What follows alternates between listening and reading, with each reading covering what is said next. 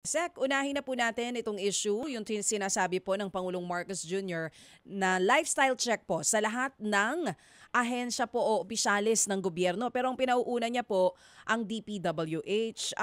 Sek, kayo po ba willing mismo na maging ehemplo sa mga empleyado po dyan sa DPWH na kayo na mismo ang unang magpapakita po ng inyong SALN o Statement of Assets, Liabilities and Net Worth?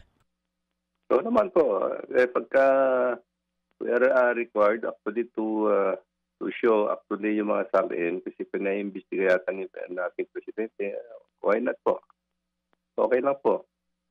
At kayo din po ba, willing din po na simulan na rin yung lifestyle checks sa mga district offices, sa lahat po ng senior officials at iba pang mga officials po dyan sa DPWH?